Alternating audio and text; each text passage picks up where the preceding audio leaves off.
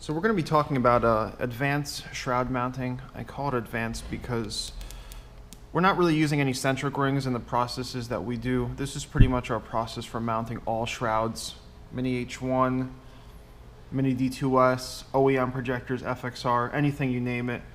We're always using epoxy. Epoxy we use is JB Kwik Weld.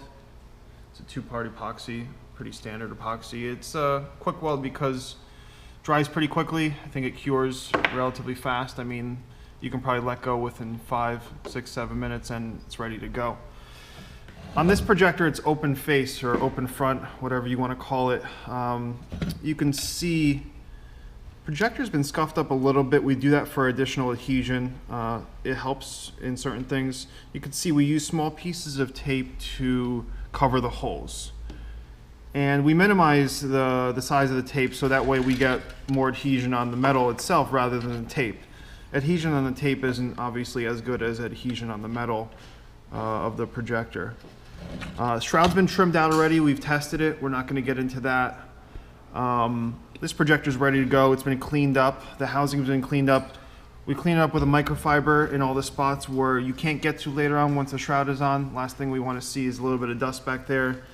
Looks a little cloudy or hazy. It's just fine particles, but this has been fully cleaned up. This is ready to go. The JB is going to get mixed up in about a second here, and then we're going to show you.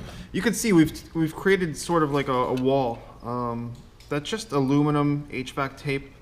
JB's going to go there, and it's not going to fall over the wall. So you know we've had a disaster or two in the past where the JB would just flow right over, and you're going to get into a position that it drips, and it's a terrible situation. So we don't want to do that. So we create a little wall that way it doesn't spill backward.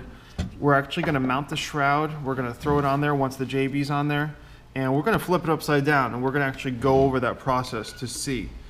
Flipping it upside down just helps, you know, gravity do its job, and it's going to push the JB downward, downstream, right onto the shroud, and it's going to, you know, give you good adhesion to the metal, you know, lens holder, the front half of the projector, and the shroud. Shroud's ready to go. You can see it's been trimmed up on this corner. Extra adhesion, you can do a little scuffing on the inside of the shroud. This one's been marked driver, so we know we're ready to go. Apollo 3.0 shroud on the new Tundra. JB's been mixed up, and this is, you know, we get started right away. You got to be comfortable with the JB.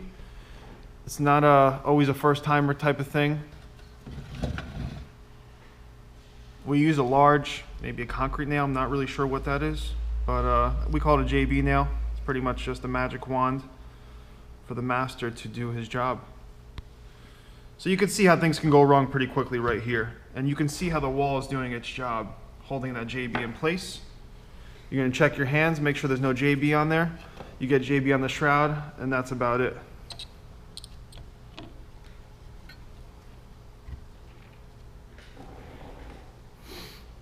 And we make sure it's straight, and we flip it upside down.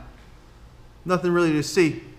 The JB is going to flow downward, and we're going to let it rest. And that's about it for that. Thank you very much.